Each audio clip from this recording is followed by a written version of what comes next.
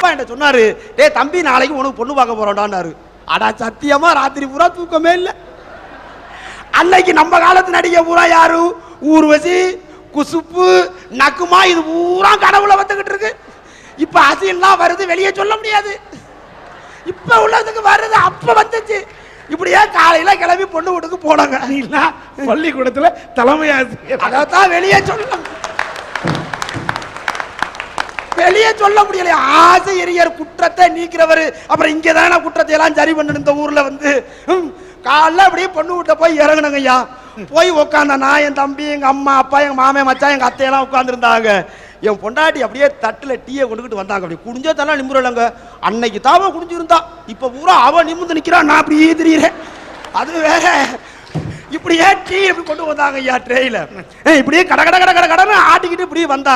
எப்படி தெரியுமா இருந்துச்சு? இந்த தேர்தலுக்கு முன்னாடி எம்எல்ஏ தேர்தலில் ஓடு கட்டு வருவாங்கல்ல, அந்த மாதிரி கட கட கட கடன்னு வந்தாங்க. இப்ப கல்யாணம் ஆயிடுச்சு, ஜெயிச்சு வந்த மந்திரி மாதிரி பண்றான். அவ அங்கே இருந்து கூடாது டீயை கொடுத்தாளா. நான் இப்படி அரை வெக்கத்தோட அப்படி குடிச்சேன். குடிச்சவொடனே அப்படி உள்ள போனாங்க.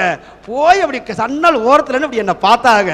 அப்படி பார்த்த பார்வை இருக்குல்லங்க, அட சத்தியமா தென்றல் அடிச்ச மாதிரி இருந்துச்சுங்க. இப்பவும் தான் பாக்குறா, புயல் அடிக்கிற மாதிரி இருக்கு. அப்படியே போயிட்டு வரோம்னு சொல்லிவிட்டு போகணும் சொல்லணுமா இல்லையா? ஒரு நம்ம நடைமுறை இருக்கா இல்லையா?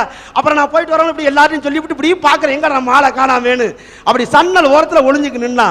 அப்படி அங்கே இருந்து ஒரு சிரிப்பு சிரிச்சா இல்லைங்க, அப்படியே முத்து உதுந்த மாதிரி இருந்துச்சுங்க.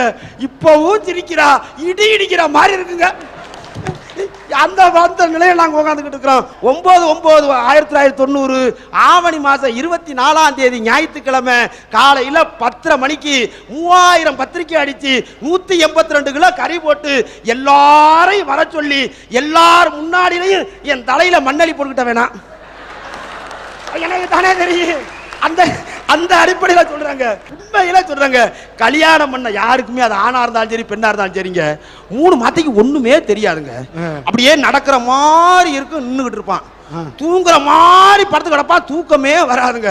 அன்னைக்கு ஒருத்தர் பாக்குறேன், வேலூர் பஸ் ஸ்டாண்ட்ல ஹீரோ ஹோண்டா ஸ்பிளெண்டர் பிளஸ் புதுசா கல்யாணம் பண்ணவன் வண்டியை போட்டு ஸ்டார்ட் பண்றான், ஸ்டார்ட்டே ஆகல, உதன்னு உதச்சிக்கிட்டு இருக்கிறாங்க.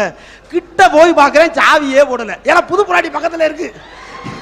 ஒண்ணுமே தெரியாத நேரத்தில் எனக்கு இதே மாதிரி தாங்க, எனக்கு ஃபர்ஸ்ட் நைட் நடந்துச்சுங்க.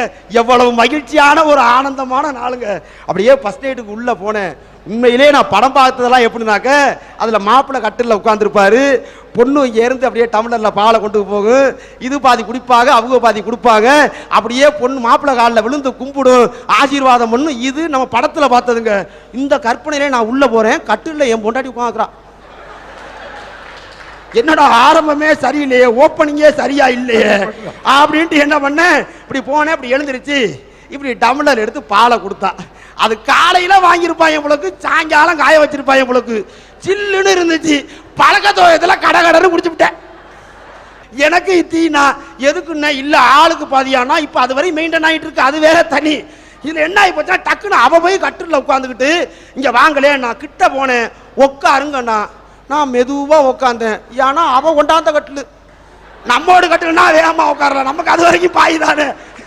என்ன நடந்துச்சுன்னே தெரியலங்க. ஒரு 2 மாசம் ஆயிருக்கு உங்களுக்கு. என்னங்க வீட்டுல அரிசி இல்லை, சரக்கு சாமான் இல்லைன்னா, என்னடி வீட்டுலாம் பத்தாப்பட்டில நெல் இருக்கு, அப்பா தான் சரக்கு சாமான் வாங்கிட்டு வந்துருப்பாருங்கிறேன். அறிவு இருக்கா உங்களுக்கு? நம்ம தனியா வந்து 2 மாசம் ஆச்சுங்கிறாங்க. என்ன நடந்துச்சுன்னே தெரியல. இந்த தலையாடி மந்திரம்னு ஏதோ ஒரு மந்திரத்தை எவன் கண்டுபிடிச்சான், அவனை ஆளை தேடிக்கிட்டு இருக்கிறேன். அந்த மந்திரத்தை ஓதி ஓதி பித்து பிடிக்க வச்சு நல்லா இருந்த குடும்பத்தை பூரா 2 ஆக்கி இப்படி பண்ணிக்கிட்டு இருக்குங்க. ஆகவே உலகத்தில் உள்ள நிஜங்களில் எல்லாம் உண்மையான நிஜம் எது என்று சொன்னால் ஆண் பாவம். ஐயா, இன்னைக்கு இந்த பொம்பளைங்க புலம்புற விஷயம் என்ன தெரியுமா? இந்த ஆம்பளைங்க வரதட்சணை வாங்குறாங்களா. நாங்க எதுக்கியா வரதட்சணை வாங்குறோம்? உங்களுக்கு ஓசியில ஒரு துணி துவைக்கிறோனோ, ஓசியில ஒரு பாத்திரம் கழுவணும் வராம பாருங்க, அதுக்கு தான் அந்த வரதட்சணைன்றதே வாங்குறோம்.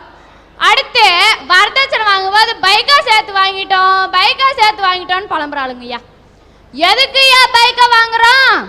நாளைக்கே அங்கெல்லாம் ஒரு பீச்சுக்கு, ஒரு கோயிலுக்கு, ஒரு சினிமா தியேட்டருக்குன்னு போனா ராமசாமி புருஷன் பொண்டாட்டிய பைக்ல கூட்டுன்னு போனா என் புருஷன் என்ன நடக்க வச்சே கொடுமை பண்ணான்னு புலம்புவீங்க பாரு. அதுக்கு தான் நாங்க பைக்கை வாங்குறோம். பாப்பாட்ட கேக்குறேன், எங்க அப்பா அம்மா வீட்ல எனக்கு நடக்க தெரிஞ்சப்ப எங்களுக்கு இங்க புருஷன் வீட்ல வந்தவொடனே நடக்க தெரிஞ்சது மறந்து போயிடுங்க. நீங்க சொல்றது சரிதான் ஆண்டி. அப்பா அம்மா வீட்ல இருந்து வரும்போது ஸ்லிம்மா வரீங்க, இங்க வந்து ட்ரம் ஆயிடுறீங்களே.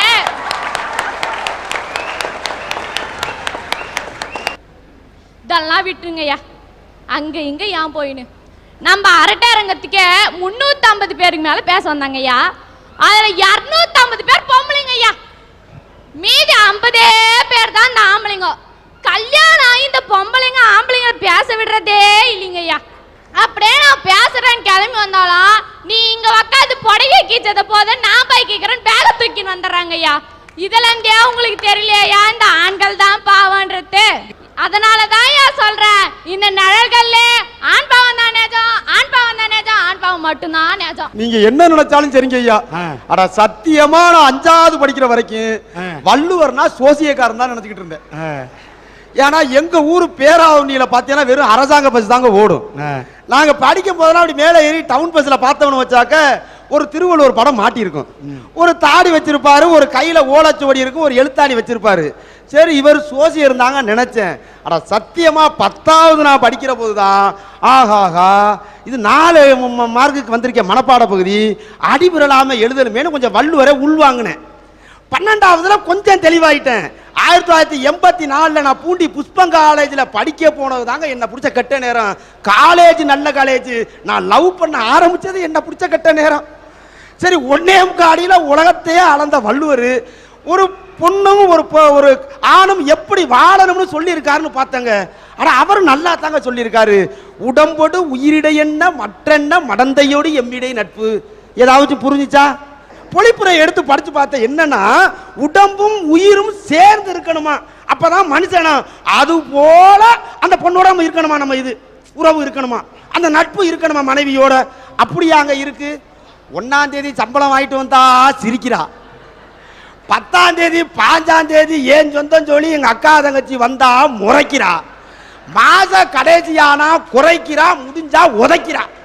இந்த நிலையில நாங்க பட்டுக்கிட்டு இருக்கிறோம்.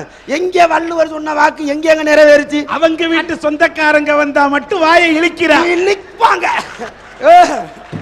அண்ணன் உங்க மனைவி உங்களை அடிக்கிறாங்க. ஆமாமா, தப்பே கிடையாது. ஏன்னா புருஷன் தான் பொண்டாட்டியை அடிக்கணும்னு ஒன்னும் சட்டம் இல்ல நாட்டுல. சமயத்துல பொண்டாட்டியும் புருஷனை தூக்கி போட்டு மிதிக்கலாம். நல்லா விளம்பரம் பண்ணு. இப்படி வேலூர்ல போய் மைசெட் வச்சு விளம்பரம் பண்ணு. என்னன்னா 65,000 ரூபாய் காசு கொடுத்து ஒரு பல்சர் பைக் வாங்கிட்டு வர்றீங்க, அது ஸ்டார்ட் ஆகலைன்னா 2 மிதி ஜாஸ்தியா மிதிக்கிறீங்கல்ல. 6 லட்சம் ரூபாய் வரவச்சனை கொடுத்து இவங்க வீட்டு அம்மா ஓட்டியாந்துருக்காங்க. சொன்ன பேச்சு கேட்கலன்னு 2 இழுப்பிலத்தை வாங்கிக்க வேண்டியதானே நான் கேட்கிறேன்.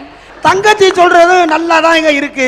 நான் கேட்கிறேன், 65,000 ரூபாய்க்கு வண்டி வாங்கிட்டு வர்றீல்ல, அந்த வாங்கிட்டு வந்த வண்டி சரியா இல்லைன்னா நல்லா தூக்கி போட்டு நல்லா உதச்சு ஸ்டார்ட் பண்றீல்ல, அதே வண்டி 2 வருஷம் ஆகி போச்சுன்னா ஒரு 20,000 30,000 தள்ளுபடி பண்ணி 35,000 ரூபாய்க்கு விற்கிறீல்ல. 5 லட்சம் ரூபாய் செலவு பண்ணி என் பொண்டாட்டி என்ன ஓட்டிட்டு வந்தாள்ல, இப்ப நான் சரியா இல்ல, பக்கத்து வீட்டுக்காரி ஒரு 10,000 ரூபாய் கேட்கறான், கொடுத்துடுறது. இதை விட ஒரு பெரிய கொடுமை என்னன்னா, சாதாரணமா இங்க வந்திருக்க எல்லாருமே தெரிஞ்சுக்கிறேன்னு, ஒரு புயலோ ஒரு சூறாவளியோ வந்தாங்கய்யா, விஞ்ஞானி எல்லாம் என்ன பண்ணுவாங்கன்னா ஒரு ஆண் பேரு ஒரு பெண் பேர் வைப்பாங்க. முதல்ல ஒரு புயல் வந்துருச்சு வச்சாங்களா, அது ஆண் பேரு. 2வது உருவாகிற புயலுக்கு பேர் பெண் பேர் வைப்பாங்க. 4 வருஷத்துக்கு முன்னாடி பார்த்தீங்கன்னா ஒரு 3-4 ஆம்பளை பேர் வச்சாங்க மாத்தி மாத்தி மாத்தி. அதெல்லாம் என்ன மாதிரி இங்க வந்திருக்கிற ஆளு மாதிரி சத்தம் போடாம அடங்கி போச்சு, எந்த பாதிப்பும் இல்லைங்க. ஒரு 3 புயல் உருவாச்சுங்க பொம்பளை ஆளு பேர்ல. கேத்ரீனா, ரீட்டா, எல்மா, 3 லட்சம் பேரை காணோம். தமிழ்நாட்டிலே 30,000 பேர் குளோஸ். ஆனா அதை விடுங்க, இனியாச்சும் நல்ல காலம் பிறக்குமா இந்த ஆண்டவன் அருளாலே நாங்க சாமி கும்பிடுக்கு திரியிறோம். இப்ப 2 மாதத்துக்கு முன்னாடி ஒரு புயல் வந்துச்சுங்க. சண்டால புயலுக்கு பாகிஸ்தான்காரன் பேர் வச்சா, அதுக்கு நர்கீஸ்னு பொம்பளை ஆளு பேரு. மியான்மரையே காணோம், அழிச்சு பிடிச்சுங்க. அதெல்லாம் விடுங்க ஐயா.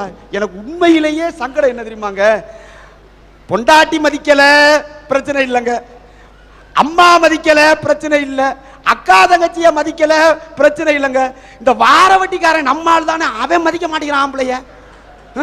ஒரு 100 ரூபா கடன் வாங்கி கொடுங்க வார வட்டிக்காரன்ட்ட, ஐயா நான் 14,227 ரூபா சம்பளம் வாங்குற ஹெட் மாஸ்டர், ரொம்ப முறையா இருக்கு, ஒரு 500 ரூபா பணம் குடியா 1ஆம் தேதி சம்பளம் வாங்கி தர்றேங்கிற. அவன் சொல்றான், அக்கா வீட்டில் இருக்காளா? எதுக்கு அக்கா?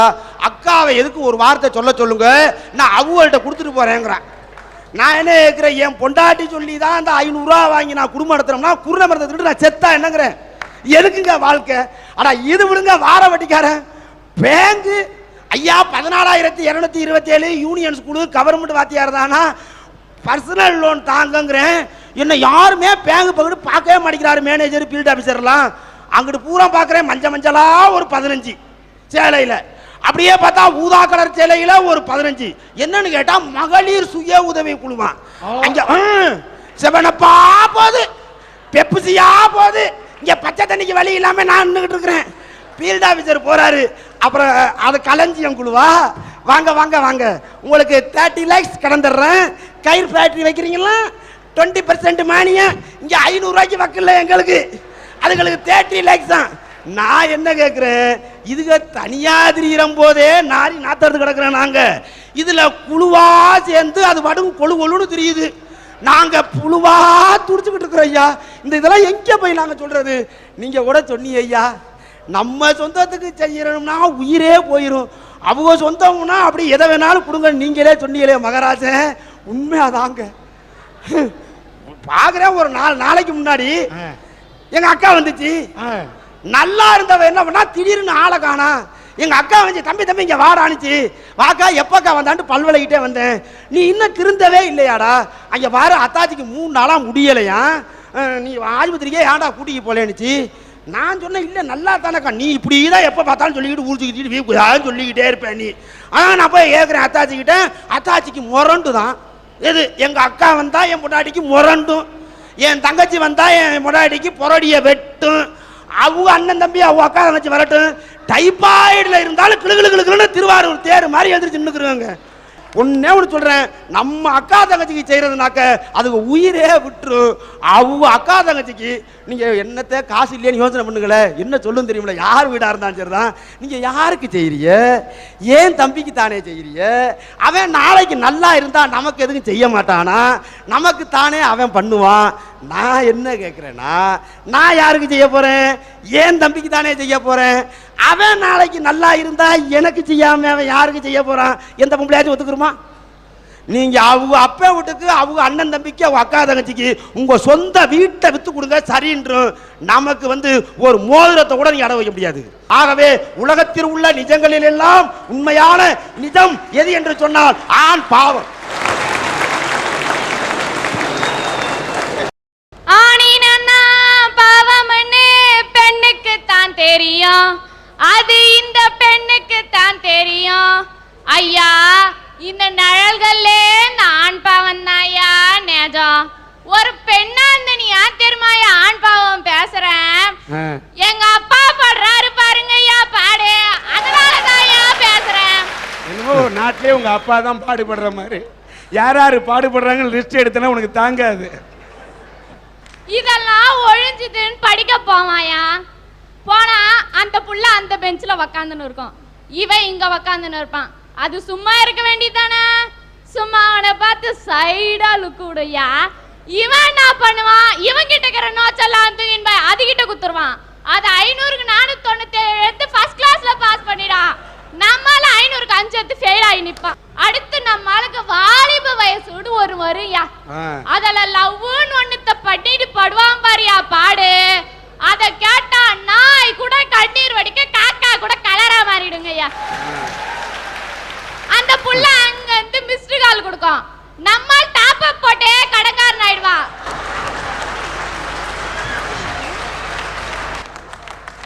மிஸ்ஸஸ் ஆவான்னு போனா தான் மிஸ் ஆகிட்டே இருக்கிறா. கடைசியில பார்த்தா அந்த புள்ள பணக்காரனா பார்த்து கூட்டின்னு ஓடிடும். இதெல்லாம் தாங்கிட்டு சரி வேலை செஞ்சாச்சு உருப்பிடுவோம் இன்டர்வியூன்னு ஒண்ணுத்துக்கு போவாயா. 3 ஆம்பளை உக்காந்துன்னு இருப்பான், ஒரே ஒரு பொட்டை பொண்ணு உக்காந்துன்னு இருக்கும். ஃபர்ஸ்ட் அந்த புள்ளைய கூப்பிடுவான் உள்ள, இவன் 1/2 மணி நேரமா வெயிட் பண்ணின்னு இருப்பான், கண்டுக்க மாட்டான். முன்னா அந்த புள்ளைய தான் கூப்பிடுவான் உள்ள. இந்த புள்ள அங்க போய் என்ன பதில் சொல்லும் தெரியாது, அவன் நான் கேள்வி கேட்பானும் தெரியாது. கடைசியில உள்ள இருந்து ஒருத்த வருவான், அந்த புள்ளைய வேலையில போட்டாச்சு நீங்களே ஏச்சு போங்க ஆண்டிடுவான். அந்த இடத்துலயும் பாவப்பட்டு நிக்கிறது இந்த ஆண்கள் தான் சார். அதனால தான் சொல்றேன், இந்த நிழல்கள்ல ஆண் பாவம் மட்டும்தான் நிஜம்.